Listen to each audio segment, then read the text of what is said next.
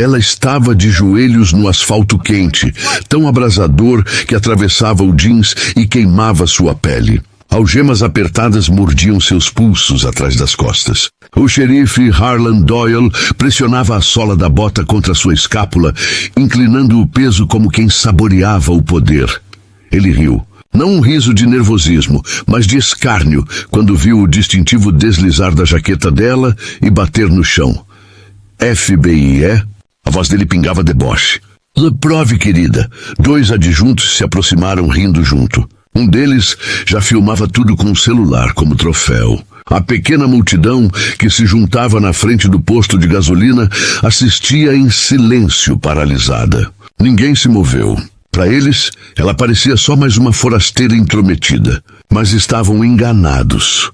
A câmera captava uma cena que mais tarde incendiaria a opinião pública. Uma mulher que derrubaria um império de corrupção que durava 2 décadas. Não com armas, nem com alianças políticas, mas com algo muito mais perigoso. Provas documentadas, recibos, relatórios, anotações. Ela vinha colecionando tudo havia 18 meses. Clearwater, Louisiana. População, pouco mais de 28 mil habitantes. Uma cidade grudada no rio, onde a polícia local não apenas aplicava a lei, ela era a lei. Naquela tarde abafada de março, Camilla Rhodes estacionou seu sedã alugado no posto Bayou Fuel Stop, ao longo da rodovia estadual 17. Eram 15h03 de uma terça-feira. O ar quente fazia o horizonte tremer. Ela acabara de abastecer quando viu as luzes vermelhas e azuis refletirem no retrovisor. Sem sirene, apenas luzes piscando. A viatura parou atrás dela. Do carro saiu o delegado Rick Alvarez, pouco mais de 30 anos, óculos espelhados, andar relaxado de quem nunca foi contestado. Ele se aproximou devagar. Documentos e registro, sem cumprimentos, sem explicações. Camilla manteve as mãos à vista no volante. Racine, claro, oficial. Posso perguntar a razão da abordagem? Lanterna traseira apagada. Ela franziu o senho, olhando pelo espelho lateral. Ambas acesas funcionando perfeitamente. Ela havia testado naquela manhã, hábito adquirido ao longo do último ano e meio. Acredito que estejam funcionando, senhor. O maxilar de Alvarez se enrijeceu. Está me chamando de mentiroso? De forma alguma. Se preferir, posso descer para checar junto com o senhor. Fique no carro. Ele levou os documentos para a viatura e a deixou esperando. 10 minutos, 20, 40... Camilla permaneceu com as mãos firmes às 3 e às 9 no volante, imóvel, o olhar fixo no retrovisor.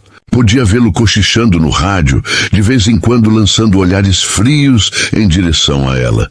O frentista desapareceu para dentro da loja. Os poucos clientes do posto se afastaram. A cena parecia se congelar no calor sufocante. Quando Álvares finalmente voltou, não veio sozinho. Mais 2 viaturas encostaram. Depois, um Ford F-250 preto surgiu, ostentando a estrela prateada do condado. De dentro, saltou o xerife Harlan Doyle, 50 e poucos anos, pele curtida de sol, cabelo cinza aparado no estilo militar. Seu distintivo pendia de forma propositalmente torta, um gesto calculado de arrogância. Ele caminhava como quem acreditava que cada pedaço daquele chão lhe pertencia. Sem olhar para os documentos, Doyle a encarou pela janela. Saia do carro, senhora. Camilla obedeceu lentamente, mantendo as mãos visíveis. O delegado Alvarez diz que a senhora tem se mostrado hostil. Eu apenas esperei, xerife. Estou cooperando. Ele riu, mas seus olhos permaneceram frios. 40 minutos esperando? Isso é muita paciência. Me pergunto por que alguém ficaria tão calma. Fez um sinal com a cabeça. Alvarez, abra o porta-malas. O senhor tem justificativa legal para isso? Perguntou Camilla, mas já era tarde. O delegado abriu o compartimento. Dentro, apenas uma bolsa de câmera, cabos, gravadores e um caderno de capa de couro. Doyle puxou o caderno e o folheou em voz alta. Empresários locais relatam pagamento mensal de taxas de proteção. Valores variam de 400 a 4.500 dólares.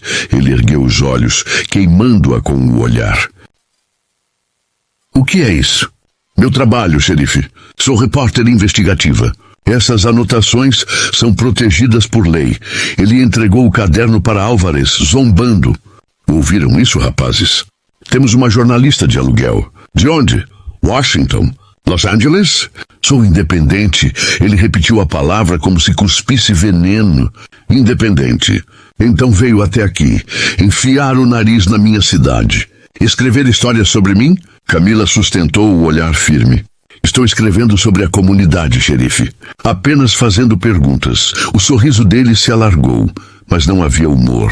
Pois então deixe-me dar algumas respostas. Camila deslizou a mão devagar para o bolso da jaqueta e puxou o celular. Gostaria de registrar essa abordagem, se me permite. Doyle avançou rápido. Num movimento brusco, arrancou o celular da mão de Camila antes que ela pudesse erguê-lo. Quer documentar alguma coisa? Ele ergueu o aparelho para a multidão, o rosto deformado em um sorriso cruel. Então documenta isso. A primeira pancada contra o asfalto rachou a tela. A segunda abriu uma teia de vidro. A terceira espalhou estilhaços de plástico pela calçada. O murmúrio correu pela plateia. Uma mulher levou a mão à boca, mas ninguém deu um passo. Camila forçou o coração acelerado a não dominar sua voz. E isso é destruição de propriedade pessoal, xerife. Preciso do número do seu distintivo para registrar a denúncia. Doyle soltou uma risada seca, cortante. Denúncia? Pode registrar, se arrumar outro celular. Ele fez um gesto com o queixo. Álvares algema, sob qual acusação? Camila manteve o tom firme. Agressão a um oficial. Eu não toquei em ninguém. Tentou atingir o delegado Álvares quando ele se aproximou. Eu vi, ele viu. O vice-comandante Mays também viu. Apontou para o terceiro policial que apenas acenou. 3 testemunhas contra a sua palavra. O que você acha que vale mais, mocinha? Álvares puxou as algemas. Camila não resistiu. Sentiu o frio do metal fechar em seus pulsos e a dor cortar sua pele. O sol castigava sua nuca quando a empurraram em direção à viatura. Ela olhou uma última vez para a multidão. Um adolescente gravava com o celular, escondendo-o contra o peito. Um senhor idoso balançava a cabeça em silêncio. Uma mãe latina chorava baixo enquanto agarrava os filhos pela mão. Mas ninguém interveio. Era medo. Medo enraizado, cultivado, praticado. Camila decorou mentalmente a hora no painel da viatura. 15h32. Sabia que jamais esqueceria aquele horário. Pela janela suja, viu a multidão se desfazer. O adolescente foi abordado por Mays. O vídeo provavelmente já tinha virado pó. O senhor apressou-se até sua caminhonete. A mãe arrastou as crianças para dentro da van, olhando por cima do ombro, como quem espera ser a próxima. Camila conhecia aquele silêncio. 18 meses de investigação lhe ensinaram que Clearwater não era apenas uma cidade com corrupção. Era uma cidade onde a corrupção havia substituído completamente a lei. Onde a polícia não protegia o povo, ela o sufocava. No banco de trás, ela testou as algemas. Trava dupla, padrão. Os pulsos já latejavam. O interior da viatura exalava cheiro de suor velho e café requentado. Nenhuma câmera funcionando. Ela percebeu de imediato.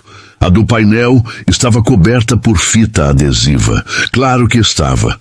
Álvares entrou ao volante. Lançou um olhar pelo retrovisor, a voz quase baixa demais para ser ouvida. Você devia ter ido embora enquanto podia. Foi o que os outros fizeram. Quantos outros? Ela perguntou. Ele não respondeu. Girou a chave e o motor roncou. Enquanto se afastavam do posto, Camila teve um último vislumbre do carro alugado, ainda parado na bomba, porta-malas escancarado, equipamentos espalhados, os cacos do celular brilhando ao sol. Mas Doyle e seus homens não faziam ideia, não sabiam do telefone reserva escondido dentro do salto da bota. Não sabiam do microgravador preso na alça do sutiã, gravando cada palavra havia 1 ano e meio. E não sabiam que tudo já estava sendo transmitido em tempo real para um servidor do FBI em Baton Rouge. 15h32, terça-feira, 12 de março. O começo do fim. O departamento de polícia de Clearwater se erguia como uma fortaleza na Riverfront Avenue. Prédio baixo, de tijolos vermelhos, janelas mínimas, portas reforçadas. Não parecia uma delegacia. Parecia um bunker. Doyle empurrou-a pelo corredor dos fundos, longe da visão da rua, longe de qualquer testemunha que pudesse interferir. Entraram pela porta lateral e desceram até o coração do prédio. Lâmpadas fluorescentes zumbiam alto, tingindo tudo de um verde amarelado doente. O ar era uma tentativa falha de desinfetar. Por baixo vinha o cheiro ácido de mofo, suor e café requentado.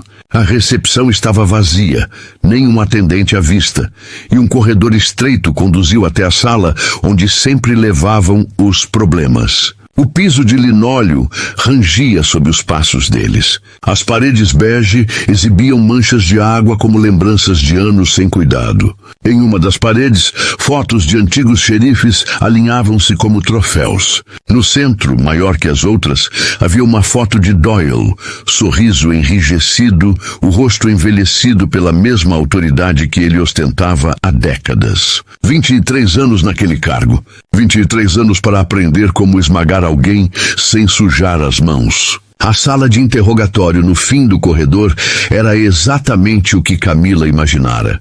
Uma mesa de metal, 2 cadeiras, paredes nuas de concreto, um suporte de câmera no canto, com a lente vazia, arrancada. A ausência gritante de eletrônicos funcionais a confirmou.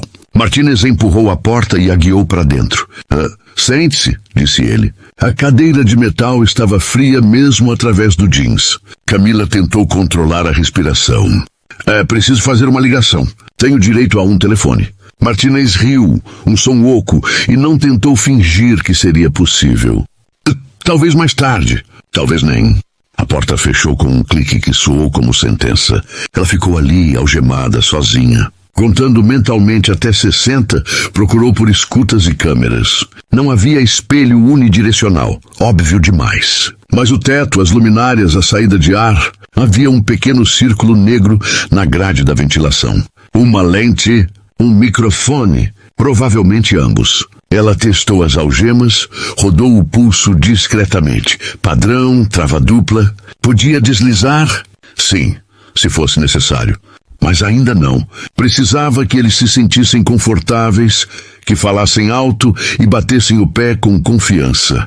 18 meses estudando cada rotina, cada hábito daquele condado, até que finalmente estava sentada dentro do próprio ninho deles. O ar-condicionado estalou, uma porta no corredor bateu.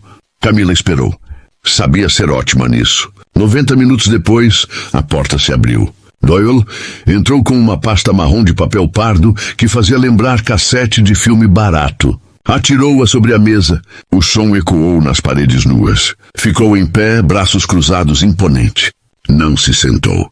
Dominava a sala, sem precisar ocupar o assento. Recebe um date destino. Sabe o que é isso? Perguntou, deixando a pergunta no ar. Camila não respondeu. Ele abriu a pasta e passou folhas com a calma de quem já tivera esse papel outras vezes. Aqui está o seu dossiê. Folheou com desdém. Camila Rhodes, 29 anos. Último endereço conhecido em Baton. Nenhum emprego atual listado. Histórico de ativismo. Prisões por desordem pública. Conduta inadequada. Fez uma pausa longa, deixando a acusação pairar. Interessante, não é?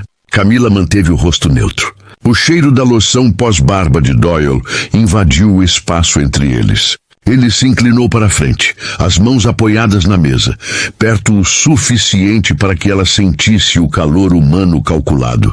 Ou talvez você seja do tipo que acha que as regras não se aplicam a você.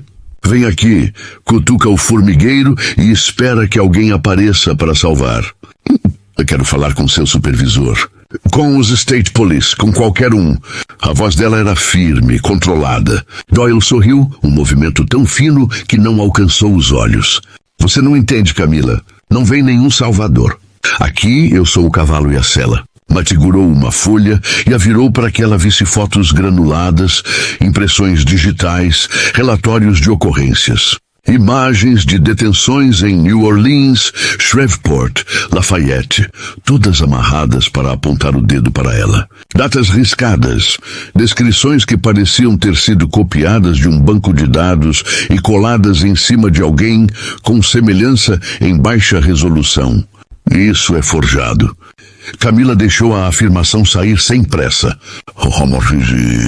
Forjado? Ele provocou. Quer que ocorra essas impressões no sistema estadual?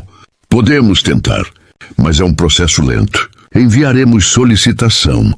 Vamos aguardar respostas. Semanas podem passar antes que alguém nos diga: desculpem, a senhora tem razão. Bateu levemente com a ponta do dedo na pilha de papéis. Enquanto isso, ele sorriu de novo, a expressão se tornando convidativa e fria ao mesmo tempo. Você fica aqui, sem fiança, risco de fuga, forasteira com histórico de violência. Adeus às suas andanças. Ela respirou para manter o controle. Isso é detenção ilegal. Eu sei dos meus direitos. Claro que sabe, disse ele, inclinando-se outra vez. Mas o que eu sei é que você passou semanas rodando minha jurisdição, fazendo perguntas, procurando por uns trocados para pagar a conta, talvez? Abriu mais a pasta e deixou que as páginas escorregassem, mostrando relatórios que não coincidiam com nada que ela reconhecesse. Veja você mesma, 2 de junho de 2022, desordem pública em New Orleans. Setembro de 2022, invasão de propriedade em Lafayette. Janeiro de 2023, agressão à segurança em um shopping de Shreveport. Quer que eu continue?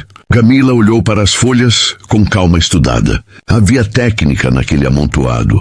Documentos com carimbos plausíveis, relatórios redigidos profissionalmente. Alguém tinha recursos e tempo para fabricar um histórico. Isso é fácil de contestar. Rode isso no Sistema Federal, no NCIC. Verificações de impressões digitais. Vai aparecer? Doyle recostou-se lentamente complacente. Você assiste muito seriado criminal, Camila? Acredita que tudo se resolve num episódio de 40 minutos? Aqui não é TV. Somos um departamento pequeno. Nós não temos acesso direto a todos os bancos de dados federais. Enviamos solicitações. E a resposta vem depois. Cruzou os braços. Então, minha oferta é simples. Você assina um documento admitindo que apresentou relatórios falsos, pede desculpas publicamente e some do Estado. Ou deixamos que o sistema criativo do condado faça o resto.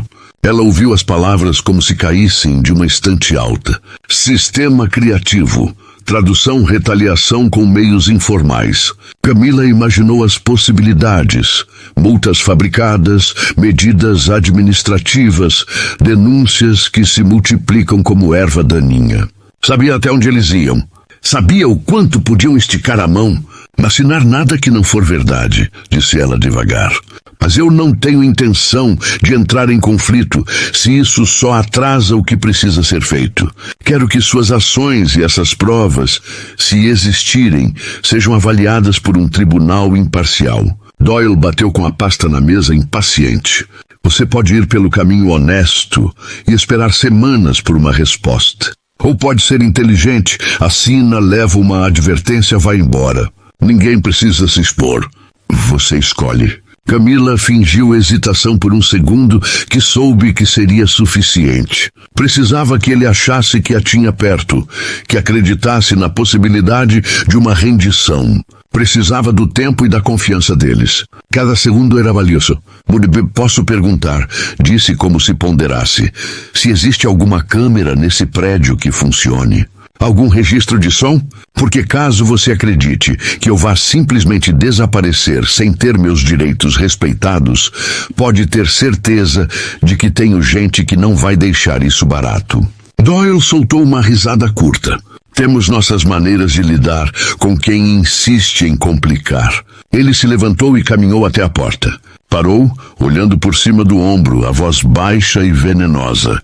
Pense bem. Aqui é onde as histórias terminam, Camila. A porta bateu atrás dele. No silêncio que sobrou, Camila fechou os olhos por uma fração de segundo e refez o plano na cabeça. Não era o fim. Era um capítulo que precisava ser escrito com precisão. Ela tinha o telefone reserva, o microgravador, o tempo que ganhara ao deixá-los acreditar que haviam silenciado uma curiosa. Agora era hora de transformar a paciência em estratégia.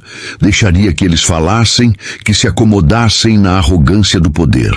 Guardaria, registraria, e quando o castelo mostrasse sua rachadura, ela estaria pronta para jogar todas as provas na luz. 6 horas depois, ela foi transferida para uma cela minúscula, 8x8, chão de concreto, um banco de metal preso à parede e um vaso sem assento. Sem janelas. O calor era sufocante. O ar-condicionado ou estava quebrado ou havia sido desligado de propósito. Camila sentou-se, avaliou o couro cru das algemas corroendo os pulsos, a garganta seca, o estômago roncando. Água, nada, comida, nem sombra. Padrões de intimidação antiga. E ela tinha sido treinada para aguentar coisa pior. À 7ª hora, quando Martinez voltou para checar se ela estava bem, Camila já tinha tomado sua decisão. Quero falar com o xerife Doyle, disse. Com calma. Martinez franziu o senho surpreso. Você vai assinar a declaração agora? Estou pronta para esclarecer tudo, respondeu ela. 15 minutos depois, Doyle entrou na cela com os braços cruzados, o mesmo sorriso de sempre, como se aquilo fosse mais um passatempo.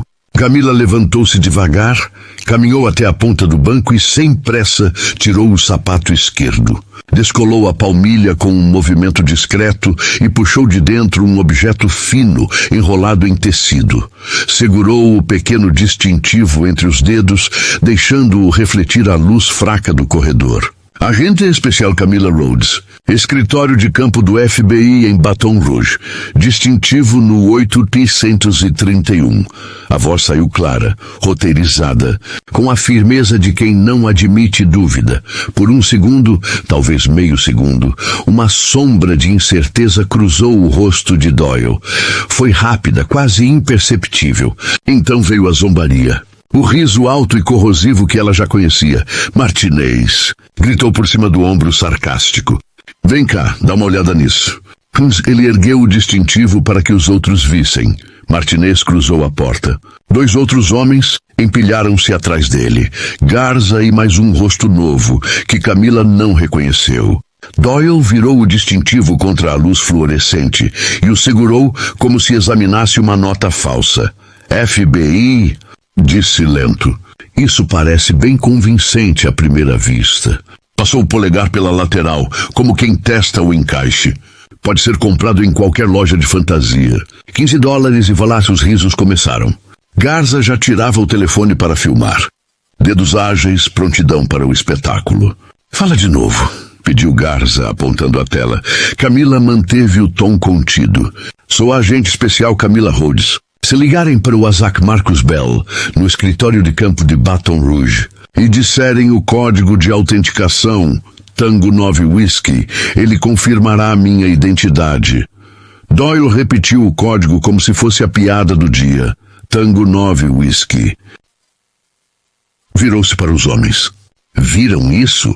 Códigos e tudo, profissionalismo hollywoodiano.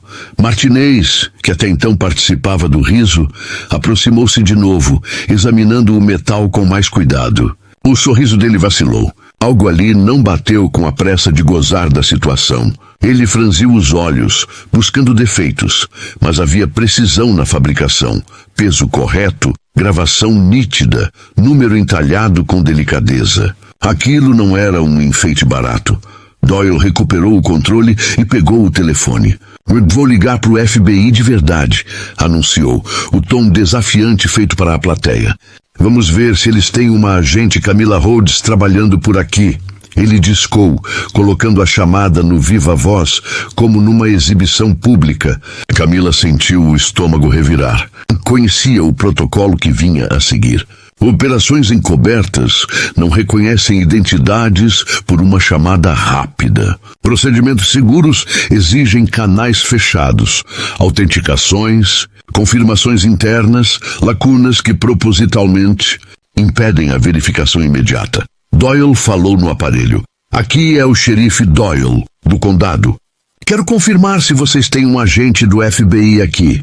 E disse o nome dela. Do outro lado do fio, o silêncio fingido demorou como se fosse uma eternidade. Em seguida, a resposta ensaiada. Aguarde, vamos verificar. Essa espera era o que ele precisava. Uma pausa construída para mostrar poder, para encolher a esperança. Martinez deu um sorriso de canto satisfeito. Viu? Não vão confirmar. Sem confirmação, sem cavalaria. Você está sozinha aqui, disse, sua voz baixa, cheia de intenção. Camila deixou que parecesse fragilidade, mas por dentro reorganizou tudo, o tempo, as variáveis. Sabia que a única coisa que lhes interessava era controlar a narrativa naquele momento. Deixaria que acreditassem ter abafado a verdade. Iam comemorar cedo demais. Ela já tinha o telefone reserva, o microgravador preso ao corpo. As transmissões encaminhadas para quem precisava ouvir, e um plano para transformar a complacência deles em prova irrefutável. Enquanto Doyle aguardava do outro lado da linha, exibindo a falsa vitória, Camila manteve-se estoica. Ele imaginava que a dúvida o deixaria mais forte. Não sabia que havia plantado, sem perceber, a faísca que em breve incendiaria todo o armazém de segredos que ele e os seus protegiam. Na manhã seguinte, soltaram Camila sob a condição de deixar Riverton em 24 horas. Mas ela não obedeceu. À noite, já estava entrando no salão do Town Hall de Riverton, onde aconteceria a reunião do Conselho Municipal, um fórum público aberto a qualquer morador. Ela tinha estudado a lei local. O Estatuto de Reuniões Abertas exigia espaço para manifestações do público. Não poderiam barrá-la sem motivo legítimo.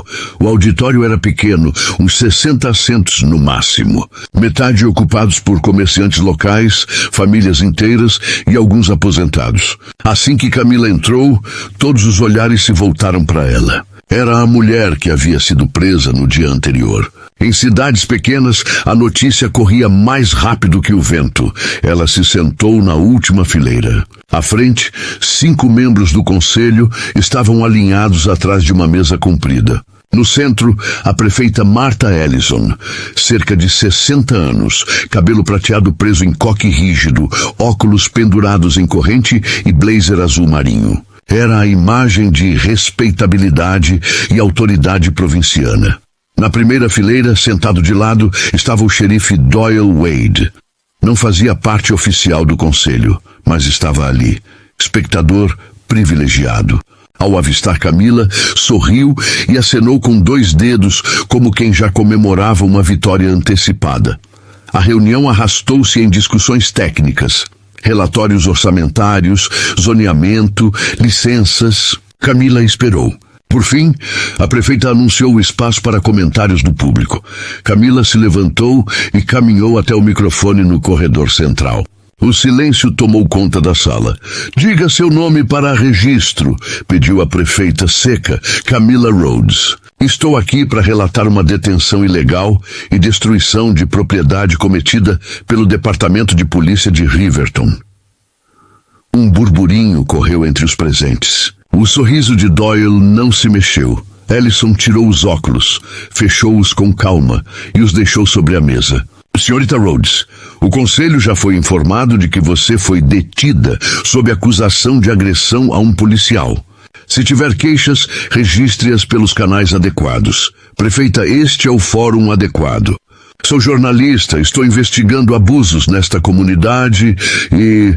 Já revisamos o relatório do incidente, interrompeu Ellison, suave como lâmina.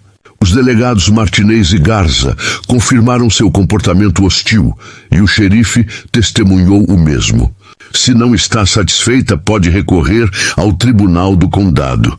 Eu tenho provas, retrucou Camila. Que provas? Perguntou a prefeita, ainda com voz controlada. O telefone que alega ter sido destruído. Não consta nada. O equipamento fotográfico que diz ter sido confiscado foi devolvido intacto esta manhã. Camila ergueu o novo celular comprado horas antes. Posso prestar depoimento sob juramento? Ellison sorriu de canto. Senhorita Rhodes, isso não é um julgamento. Aqui não se presta juramento. O vereador Jonas Carter, sentado à direita dela, reforçou. Se acredita que houve crime, registre um boletim de ocorrência. No mesmo departamento que me prendeu ilegalmente? Eu devolveu Camila. Não houve nada ilegal, disse outro vereador, Luiz Ortega, sem levantar os olhos das anotações. Você foi detida por causa provável, processada conforme o protocolo e liberada em 24 horas. Padrão. Camila percorreu a plateia com um olhar. Ninguém sustentava seus olhos. Reconheceu apenas uma figura. A balconista do posto de gasolina, a mulher de semblante cansado que no dia da prisão parecia prestes a chorar.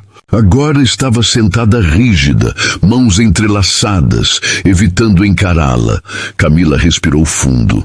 Sei que não sou a primeira jornalista a tentar expor os métodos deste departamento. Onde estão os outros? Ellison inclinou-se para a frente. Eles foram embora, assim como você deveria. Riverton é uma comunidade pacífica, senhorita Rhodes.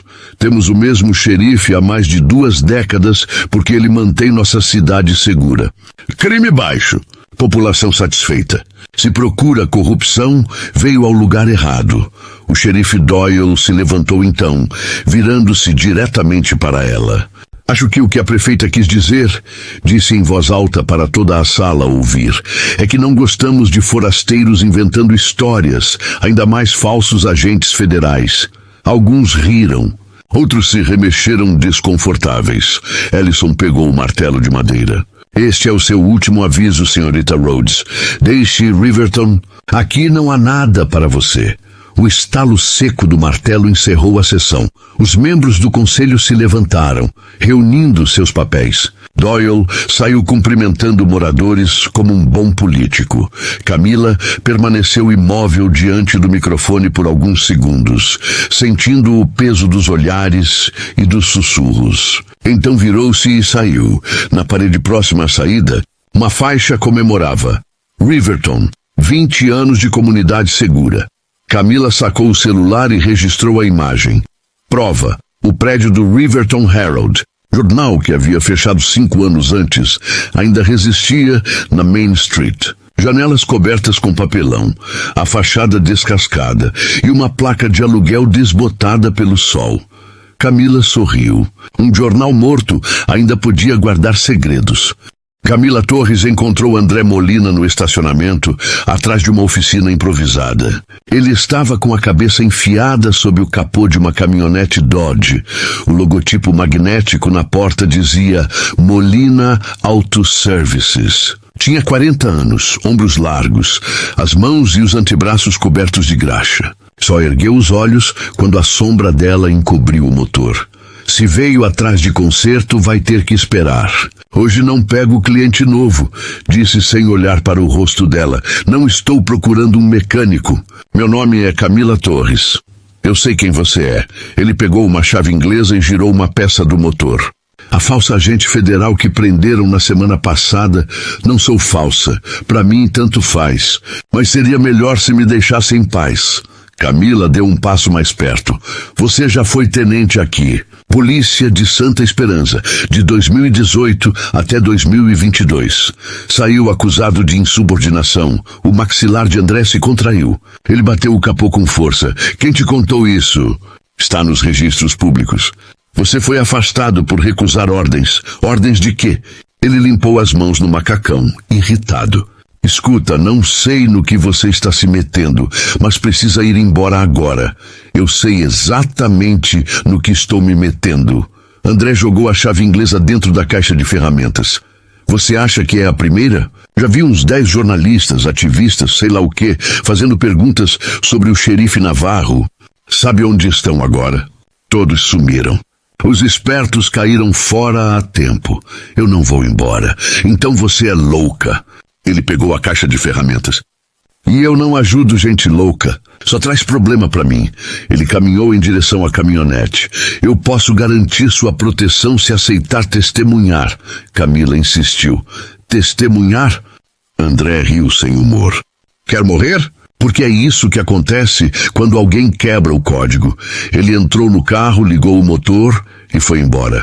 20 minutos depois, A mesma caminhonete voltou. André ficou sentado no volante por um tempo, imóvel. Quando desceu, parecia mais cansado, como se tivesse envelhecido anos em instantes. Deixa eu ver esse distintivo de novo. Camila mostrou. Ele analisou com cuidado, passando o polegar pelo selo. Você é mesmo federal? Sim. Estou infiltrada há 18 meses, reunindo provas. André devolveu o distintivo e encostou-se no carro. Certo. Eu falo. Mas não aqui. Eles seguiram em veículos separados até um posto de estrada, a quase 30 quilômetros da cidade. As mesas de piquenique estavam vazias no fim da tarde. André comprou uma latinha de refrigerante na máquina e bebeu metade antes de começar. O esquema é simples, disse em voz baixa. Navarro e a equipe dele param os imigrantes. Quem parece irregular, eles ameaçam deportar. Mas sempre tem uma saída, $5.000 por pessoa. Quem não paga vai trabalhar sem salário em fazendas, obras, limpeza. Escravidão moderna. Camila ligou o gravador embutido no celular. Há quanto tempo isso acontece? Desde antes de eu entrar no batalhão. Uns 20 anos, talvez. E o dinheiro? Vai todo para fora. Contas em paraíso fiscal. Navarro tem registros, livros contábeis, com nomes e valores. Eu vi uma vez sem querer. Fica num cofre no escritório dele. Só ele e o prefeito Ramos têm chave. Camila se manteve séria. Você testemunharia contra Navarro e contra a prefeitura inteira? Ele balançou a cabeça. Eles me matariam. Não se entrar no programa de proteção a testemunhas. Nova identidade, nova vida. Eu tenho família, Camila. Mulher e 2 filhos. Você está pedindo para arrancar tudo deles. Estou pedindo para ajudar a parar isso antes que outra pessoa vire vítima. André olhou o horizonte. O pôr do sol tingia o céu de vermelho. Preciso pensar. Antes de se despedirem, Camila abriu o casaco, mostrando o microfone escondido no colarinho. Tudo o que eu registro é enviado em tempo real para servidores seguros. Mesmo se destruírem o equipamento, os arquivos já estão salvos. André arregalou os olhos. Mas eles confiscaram sua bolsa ontem. A bolsa tinha só o que eu deixei à mostra. Ela mostrou um dispositivo pequeno, parecido com batom. Esse é meu gravador de backup. E tinha outro microfone costurado no forro. Está agora no armário de provas da delegacia, que fica a poucos metros da sala do prefeito Ramos. André respirou fundo. Então, você está gravando cada palavra deles. Sim, e se Navarro se reunir com Ramos, eu vou ter a prova que preciso. André respirou fundo antes de responder. Isso é esperto. Muito esperto. Nunca tinha visto alguém trabalhar assim. Camila fechou a jaqueta devagar. Se decidir me ajudar, posso garantir proteção.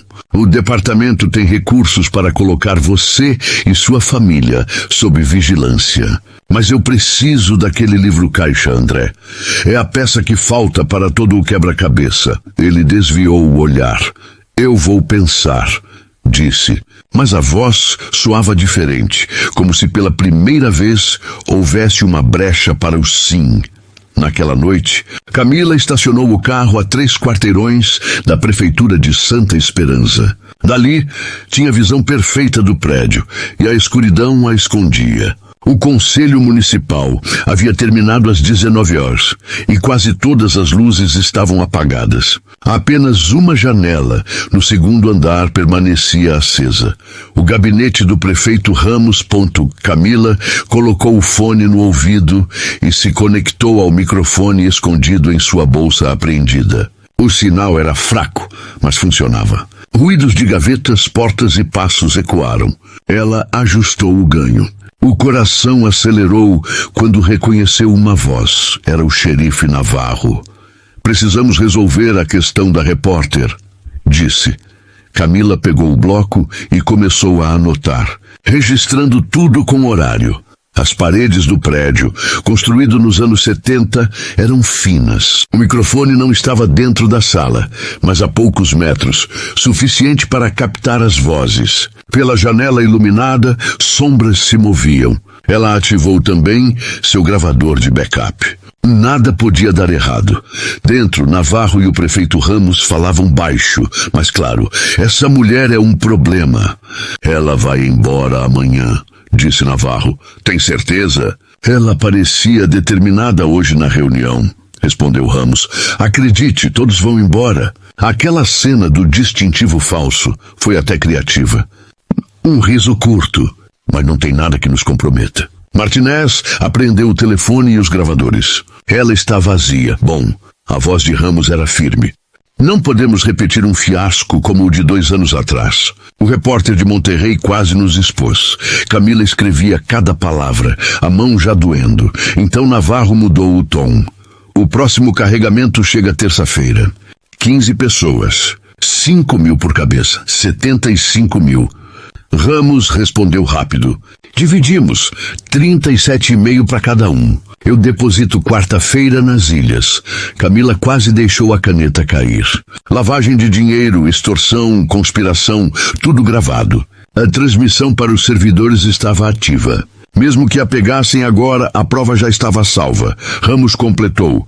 Certifique-se de que Martinez fique quieto. Aquela confusão no posto chamou atenção demais. Não se preocupe. Todos os meus homens são leais. Não vamos perder 20 anos de trabalho por uma repórter com caderno. Camila sussurrou sozinha, olhando as sombras na janela. Continuem falando. À meia-noite, ela ligou de seu celular criptografado para o supervisor. Senhor, consegui a gravação. O xerife Navarro e o prefeito Ramos discutindo os pagamentos. 75.000, menção direta às contas offshore. Do outro lado da linha, a voz do diretor associado, Drummond, parecia satisfeita. Excelente. É isso que precisávamos. Também tenho uma possível testemunha, ex-tenente André Molina. Ele viu o livro caixa. Conhece o sistema inteiro. Houve uma pausa. Agente Torres, suspenda a operação. Recolha-se imediatamente. Camila ficou em silêncio.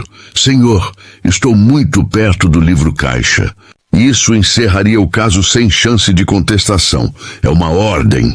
Você foi comprometida. Use apenas as gravações já obtidas. Extração em 48 horas. Havia algo errado na voz dele. Rápido demais. Ansioso demais para encerrar. Entendido, senhor, respondeu. Mas não acreditava. Às 3h47 o celular vibrou. Uma mensagem de André. Eles sabem. Navarro me ligou. Perguntou sobre você. Saia daqui. O sangue de Camila gelou. Ela ligou imediatamente. Como descobriram? Do outro lado, André sussurrava. Eu não sei. Ninguém nos viu, mas ele sabia onde nos encontramos. Sabia a hora, Brooklyn. Alguém contou a ele. Camila fechou os olhos. Quem sabia do encontro? Só ela e André, exceto 3 horas antes, ela tinha se reportado ao supervisor. Correu para abrir os relatórios no sistema criptografado. E lá estava. Seus últimos 3 informes não tinham sido enviados para Washington.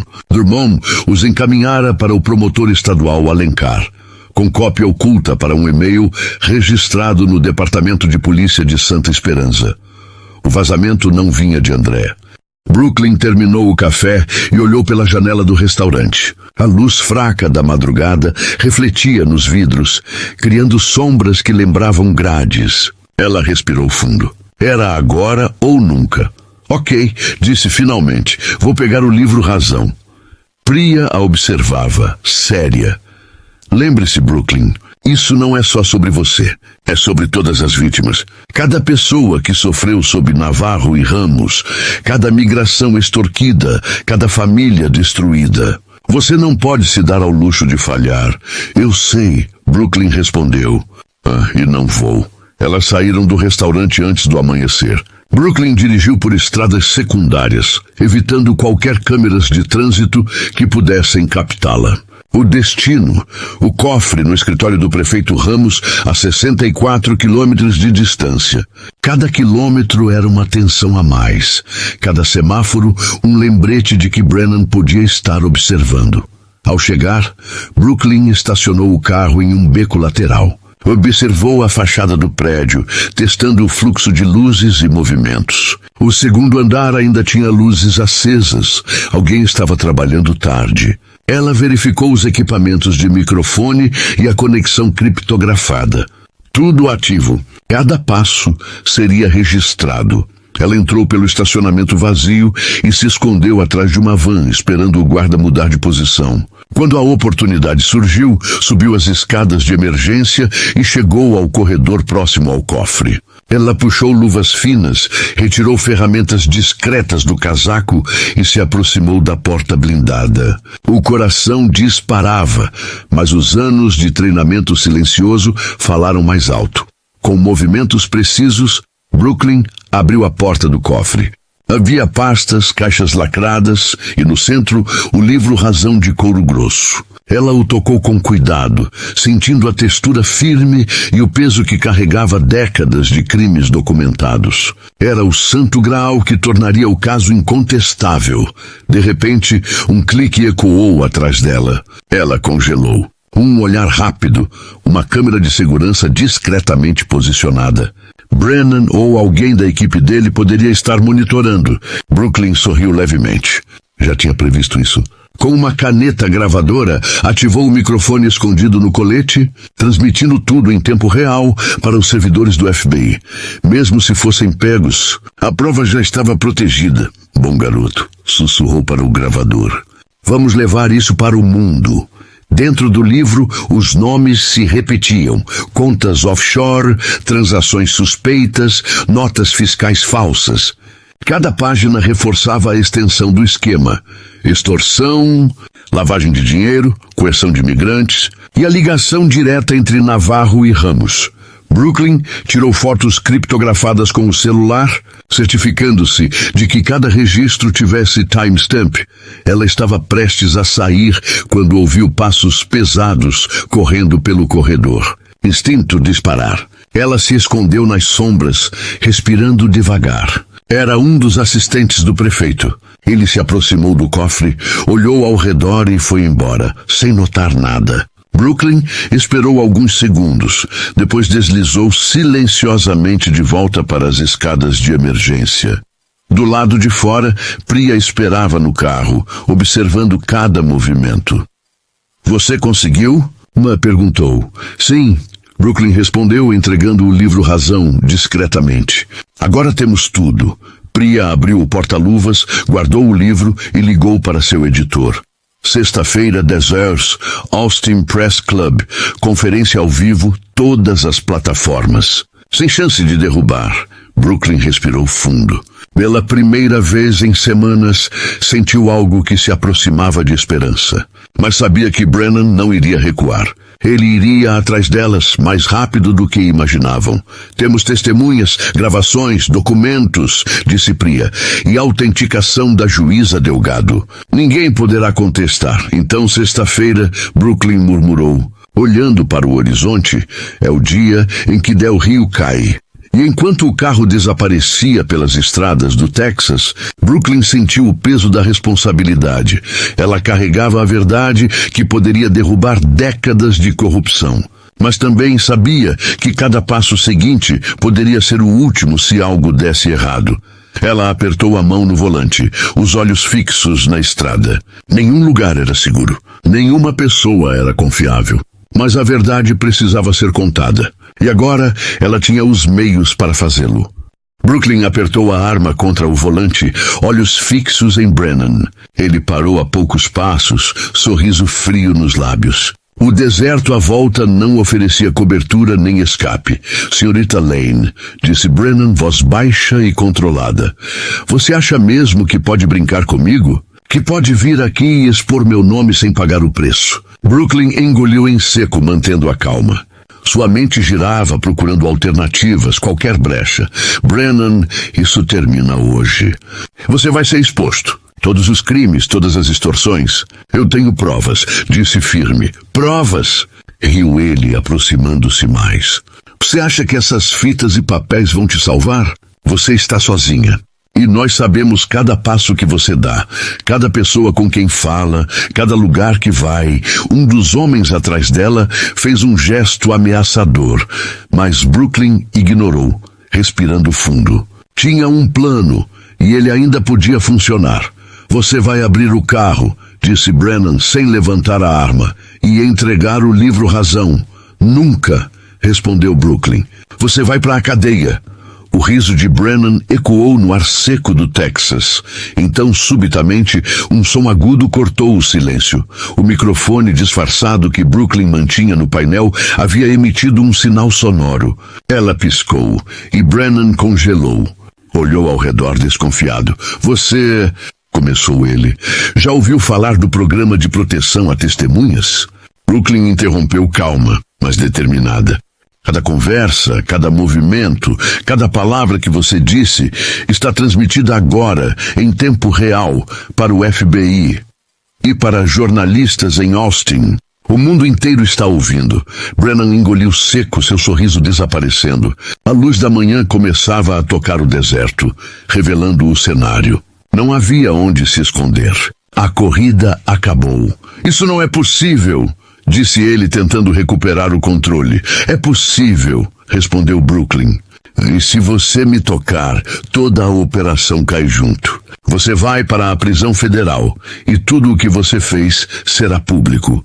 O músculo contratado atrás de Brennan deu um passo à frente, mas Brennan levantou a mão, impedindo-o. Ele sabia que não poderia agir.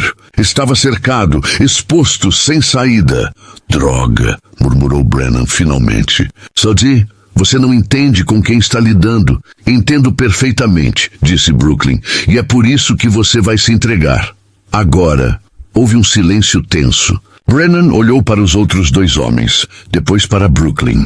Lentamente, ele levantou as mãos, resignado. O sol nascente refletia na arma de Brooklyn, mostrando que ela estava pronta para qualquer movimento.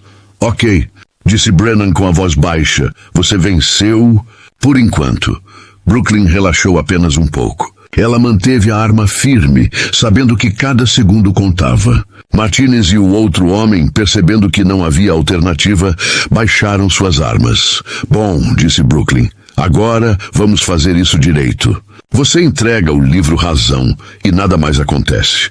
Brennan suspirou, pegou o livro da caminhonete e entregou a ela sem resistência.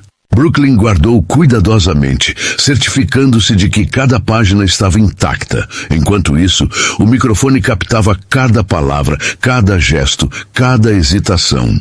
Tudo estava sendo transmitido para o servidor seguro, pronto para Austin. Ela havia vencido a primeira batalha, mas sabia que a guerra ainda não tinha acabado.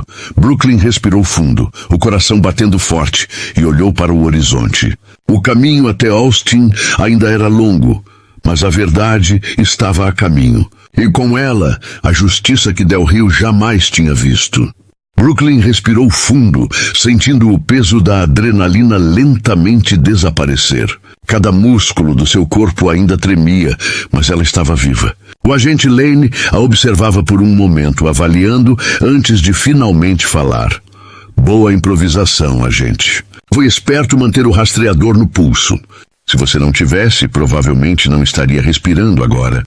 Obrigada, Brooklyn respondeu, ainda se recobrando. Mas precisamos garantir que tudo o que Brennan e seus comparsas estavam planejando nunca veja a luz do dia. Lane assentiu, já mobilizando os outros agentes táticos para proteger o armazém e coletar provas. Vamos levar todos vocês de volta à custódia federal. Não vamos correr riscos. E você, Lane, vai para um local seguro. Estamos enviando a equipe de transporte da WITSEC para você e ninguém vai saber sua localização, disse ele. Brooklyn pegou a arma de volta, guardou no coldre e verificou seu relógio novamente. Cada segundo contava. Ela olhou ao redor do armazém, o sol começando a entrar pelas janelas quebradas, iluminando a poeira suspensa. Era um cenário quase cinematográfico, o fim de uma operação corrupta que se estendia por décadas. Brennan foi algemado e colocado em um dos veículos blindados do FBI, os olhos ainda cheios de raiva e incredulidade. Martinez, claramente arrependido, evitava encará-la. Mas Brooklyn sabia que ele jamais esqueceria aquela lição. O contratado de aparência imponente foi escoltado da mesma forma, cada passo registrado e documentado. O agente Lane aproximou-se dela. Agora precisamos do livro Razão, disse ele.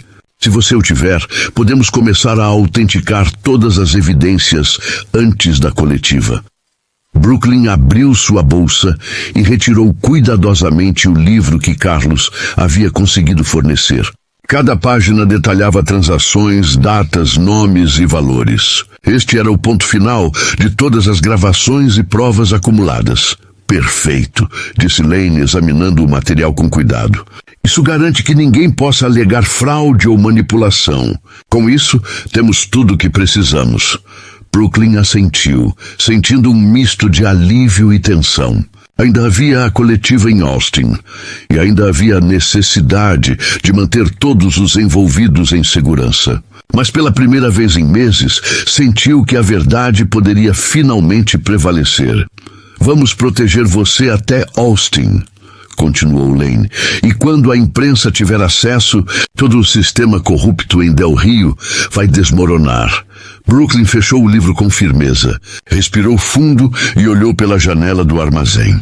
O céu do Texas estava agora totalmente iluminado pelo sol da manhã, refletindo tons de laranja e vermelho sobre o deserto. Cada luz, cada sombra, cada detalhe parecia sinalizar que a batalha estava apenas começando, mas a guerra pela justiça estava finalmente ao alcance. Ela sabia que nada poderia detê-la agora. A verdade estava segura, a corrupção seria exposta, e Del Rio e todos os envolvidos finalmente pagariam o preço. Câmera do FBI, a imagem tremendo, depois estática. Brennan algemado, o rosto inchado, sangue seco no lábio. Um agente recita os seus direitos, enquanto o xerife olha para a lente com ódio puro. A sala explodiu em som. Cliques de fotógrafos, sussurros, jornalistas digitando freneticamente. Priya voltou-se para o púlpito, a voz firme. Como vocês ouviram, disse ela, isso não é denúncia vazia. Temos gravações datadas e carimbadas, registros bancários e o livro Razão apreendido no cofre do prefeito. Hoje não é rumor, é um caso federal em andamento. Ela abriu espaço para perguntas. Microfones e mãos subiram como línguas famintas. Uma repórter da Rede Nacional perguntou primeiro, a voz tensa. E o prefeito Ramos? Está detido? Priya mostrou a foto do gabinete do prefeito, o slide com as transferências. Ramos foi detido ao meio-dia em sua residência. Ele está sob custódia. O promotor público que recebia os relatórios também está sendo investigado internamente. Outra câmera reproduziu o vídeo do momento em que agentes federais encaminhavam Ramos para uma viatura. A reação foi visceral. Murmúrios, lágrimas, incredulidade. Brooklyn permaneceu atrás das cortinas, a respiração contida. A luz do palco a aquecia. Por trás dela, agentes protegiam as saídas, controlando o fluxo de pessoas. Marcus Cole, o agente do escritório de Houston que havia atendido seu sinal, ficou ao seu lado, rosto fechado, observando a plateia. O que fez toda a diferença, disse ele baixinho, foi o livro Razão e as transações que ligam diretamente as contas offshore ao nome do xerife. Isso, e as 127 gravações com data e hora. É prova que resiste a contestações. As perguntas vieram em cadeia, sobre o alcance da rede, sobre possíveis cúmplices em outros condados, sobre a segurança das testemunhas. Priya e Brooklyn, com a validação da juíza federal aposentada Marta Delgado, que apareceu em vídeo confirmando a autenticidade dos registros, responderam com calma cirúrgica, cada frase calibrada para não comprometer investigações em andamento. Nos corredores, as redes sociais já borbulhavam. Hashtags dispararam. Vídeos curtos do áudio e das imagens do cofre viralizaram em minutos. Em casas e cafés, pessoas que jamais haviam ouvido falar de Del Rio falavam com raiva e choque. Cidadãos pediam responsabilização. Líderes políticos exigiam explicações. E escritórios de advocacia começaram a preparar ações. Do outro lado do estado, o escritório do diretor do FBI em Washington emitiu uma nota. Investigação em curso. Cooperação com o Departamento de Justiça e pedido de contenção. A notícia oficial veio rápido. O Azaci Drummond, o mesmo de quem Brooklyn desconfiara, foi imediatamente afastado do cargo para investigação administrativa. O silêncio sobre os motivos foi curto, por questões de segurança e integridade da investigação, dizia o comunicado. No aeroporto, enquanto a transmissão ainda rolava em muitos telões, prazos legais e ordens de busca eram expedidos contra contas e imóveis relacionados aos nomes que surgiam nas planilhas. Bancos começaram a congelar ativos vinculados às transferências. O prefeito Ramos e o xerife Navarro, ontem figuras intocáveis, agora eram fotografados sob escolta federal, encaminhados para depoimentos. No fim da coletiva, Priya olhou para Brooklyn e estendeu a mão. "Você salvou isso", disse ela. "Você nos deu a verdade inteira." Brooklyn sentiu um misto de alívio e cansaço. A adrenalina ainda corria nas veias, mas pela primeira vez, o peso parecia valer a pena.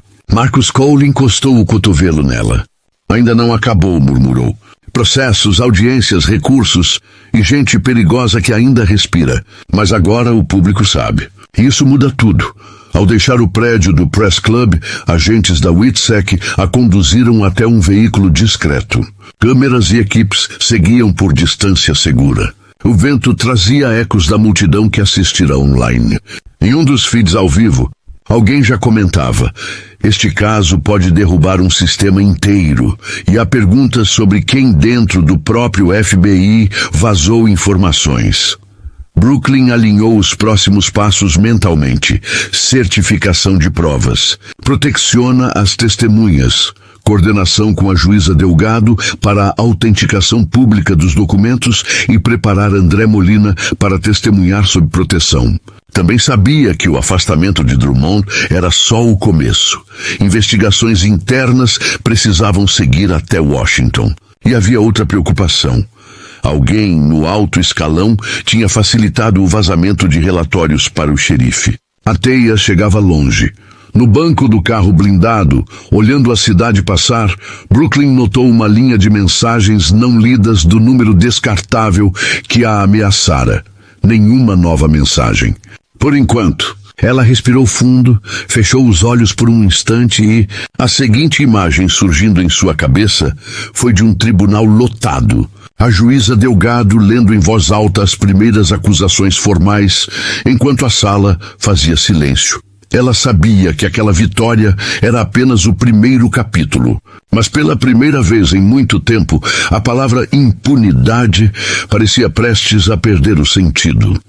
O comboio do FBI cortava a estrada, sirenes silenciosas, luzes refletindo no asfalto quente de San Antônio. Renan caminhava algemado pelas câmeras, jaqueta corta-vento do FBI caída sobre os ombros. Acusado de extorsão, lavagem de dinheiro, conspiração, sequestro de um agente federal e obstrução da justiça, ele estava finalmente sob custódia. Priya informou à imprensa que ele permaneceria detido sem direito à fiança até o julgamento. Logo em seguida, imagens da prefeita Linda Cortez sendo retirada da prefeitura de Del Rio rodaram nos telões. Algemada, funcionários observando em choque. Em transmissão, mudou para cenas ao vivo das ruas de Del Rio. Uma multidão se aglomerava em frente à delegacia. Algumas pessoas choravam, outras comemoravam. Uma idosa segurava uma placa: "Justiça para Maria". Outra dizia: "Tínhamos medo de falar. Agora podemos." A sensação era de ruptura de décadas de medo. Um repórter questionou, e o promotor Hendricks. Brooklyn Lane retomou o microfone.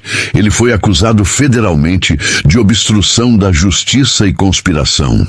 Provas mostram que ele repassava relatórios confidenciais de um supervisor comprometido dentro do FBI para Brennan, funcionando como uma toupeira dentro do sistema judicial. O Azak Richard Alapor, do escritório de San Antônio, foi suspenso, aguardando investigação interna. Brooklyn enfatizou que a corrupção ultrapassava Del Rio, atingindo a aplicação da lei federal em níveis locais. Priya acrescentou que a prefeita Cortez havia tentado apagar arquivos do computador do escritório, mas os agentes do FBI conseguiram recuperar todos os dados. incluindo planilhas financeiras e correspondência com bancos offshore. O deputado Martinez cooperava com as autoridades em troca de redução de pena, enquanto 9 policiais de Del Rio aguardavam investigação. Brooklyn informou que identificaram 47 vítimas dispostas a testemunhar, mas que o número real podia chegar a centenas ao longo de 2 décadas. Todas as vítimas estavam sob proteção federal e, quando aplicável, recebendo assistência imigratória. 3 meses depois, Del Rio parecia irreconhecível. As ruas eram as mesmas. O calor do Texas não havia mudado, mas a atmosfera estava diferente. O medo havia recuado. Rosa Mendez, uma ex-vítima de extorsão, assumiu como nova xerife. Aos 43 anos, nativa de Del Rio, ela havia sido extorquida em 2019, mas agora tinha um distintivo nas mãos. Na cerimônia de posse, Rosa jurou defender a Constituição, servir com integridade e transparência. Aproximadamente 200 pessoas aplaudiram. O prefeito interino destacou que reformas profundas seriam implementadas. Requalificação de todos os policiais, câmeras corporais obrigatórias, auditorias financeiras trimestrais e um conselho civil independente para supervisão. Brooklyn, de pé entre a multidão, observava silenciosa. Marcus Cole, de Houston, estava ao seu lado. Bom trabalho, disse ele baixinho. Fizemos um bom trabalho, respondeu Brooklyn, sabendo que aquela vitória era apenas o começo. 6 semanas depois, um fundo de compensação de 18,7 milhões de reais foi criado a partir da apreensão de ativos de Brennan e Cortez. Não seria suficiente para apagar 20 anos de trauma, mas representava justiça tangível. Brooklyn acompanhou a cobertura da TV. Vítimas como Jorge, que fora extorquido em 2021, recuperavam seus recursos e podiam reconstruir suas vidas. Ana, outra vítima, falava sobre o medo constante que sentiu e a confiança que Brooklyn devolveu.